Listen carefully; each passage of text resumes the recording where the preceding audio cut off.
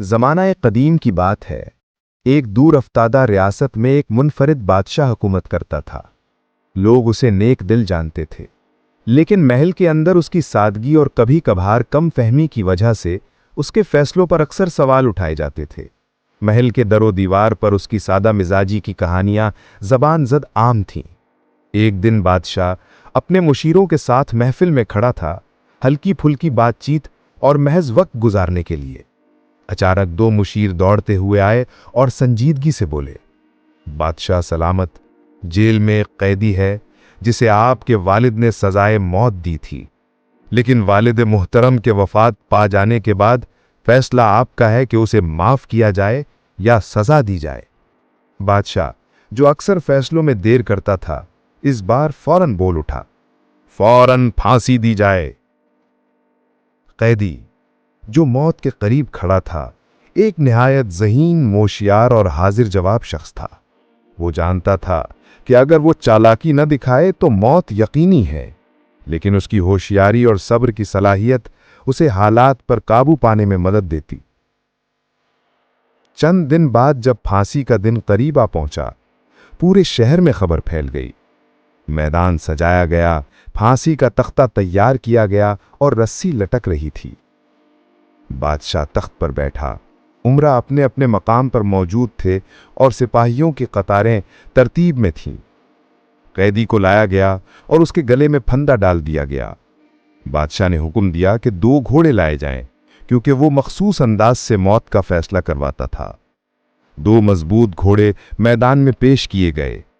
بادشاہ نے اعلان کیا، اب قیدی سے اس کی آخری خواہش پوچھی جائے۔ میدان میں سانسیں رک گئیں، سب کی نظریں قیدی پر جمی ہوئی تھیں۔ قیدی نے نرمی سے کہا، میری آخری خواہش یہ ہے کہ مجھے پھانسی دینے والے 2 گھوڑے نسلی ہوں۔ ایسا نہ ہو کہ کسی کمزور یا بد نسل گھوڑے کے ذریعے میری موت ہو جائے۔ یہ سن کر مشیروں اور بادشاہ دونوں کے چہرے حیرت سے کھل گئے۔ بادشاہ، جو پہلے ہی کم عقل تھا، فوراً غصے میں آ گیا اور حکم دیا، جہاں سے بھی 2 نسلی گھوڑے ملیں فوراً لے آؤ۔ سپاہی اور مشیر ہر طرف دوڑ پڑے۔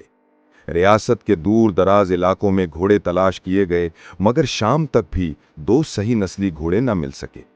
آخرکار تھک کر بادشاہ نے اعلان کیا کہ پھانسی کل تک ملتوی کی جاتی ہے۔ رات کو قیدی کے پاس دوسرا قیدی آیا اور گھبراتے ہوئے پوچھا، اب تو تمہیں 1 دن کی مہلت ملی، مگر کل کیا ہوگا؟ قیدی نے پرسکون انداز میں جواب دیا، کل بھی جو کچھ اللہ چاہے گا وہ ہوگا۔ آج بھی بچا تھا، کل بھی بچ جاؤں گا۔ قیدی کی آنکھوں میں ایک عجیب اعتماد تھا، جیسے وہ جانتا ہو کہ حالات جلد بدلیں گے اور ہر مشکل کا حل نکل آئے گا۔ اگلی صبح میدان پھر سے سج گیا۔ بادشاہ اور مشیر شاہی شان کے ساتھ وہاں موجود تھے۔ قیدی کو دوبارہ سامنے لایا گیا اور 2 گھوڑے بھی پیش کیے گئے۔ مشیر نے بلند آواز میں اعلان کیا، بادشاہ سلامت، آپ کی خواہش پوری کر دی گئی، دونوں نسلی گھوڑے حاضر ہیں۔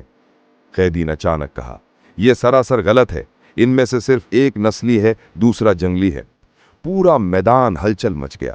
بادشاہ نے گھبرا کر پوچھا، یہ کیسے ممکن ہے؟ مشیروں نے جواب دیا کہ ایک گھوڑا نسلی ہے لیکن دوسرا کہیں نہیں ملا، اس لیے کسی زمیندار سے جنگلی گھوڑا لایا گیا۔ قیدی نے سمجھداری سے فرق واضح کیا، نسلی گھوڑا سیدھا کھڑا رہتا ہے اور اس کا دم اور سر مسلسل حرکت میں ہوتا ہے، جبکہ جنگلی گھوڑا چیختا اور بے قابو حرکت کرتا ہے۔ بادشاہ نے قیدی کی ذہانت دیکھی اور حیران ہو گیا۔ اس نے فوراً حکم دیا کہ قیدی کی پھانسی منسوخ کی جائے اور اسے عمر قید دی جائے۔ رات کو جیل میں دوسرا قیدی گھبرا کر پوچھتا ہے، اب عمر قید میں تمہیں کیسے بچنا ہوگا؟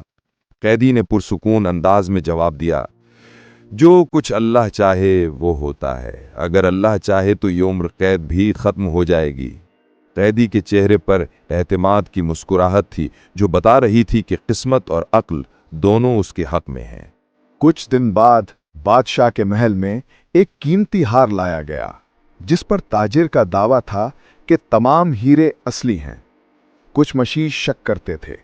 بادشاہ نے ذہین قیدی کو بلایا اور کہا، اب تمہاری عقل کا امتحان ہے، بتاؤ یہ ہار اصلی ہے یا نکلی؟ कैदी ने हार को बगौर देखा और थोड़ी तहकीक के बाद कहा, इस हार में सिर्फ 2 ही हीरे असली हैं, बाकी सब नकली हैं। बादशाह हैरान हुआ और पूछा, यह कैसे मालूम हुआ? कैदी ने जवाब दिया, असली हीरे सूरज की रोशनी में जल्द गर्म नहीं होते, जबकि नकली हीरे जल्द गर्म हो जाते हैं। बादशाह खुश हुआ, मगर इनाम के तौर पर सिर्फ 5 रोटियां दी गईं। कैदी ने तंजिया अंदाज में कहा, इतनी बड़ी अक्लमंदी का सिला सिर्फ 5 रोटियां? बादशाह ने सोचा, यह शख्स वाकई मामूली नहीं है।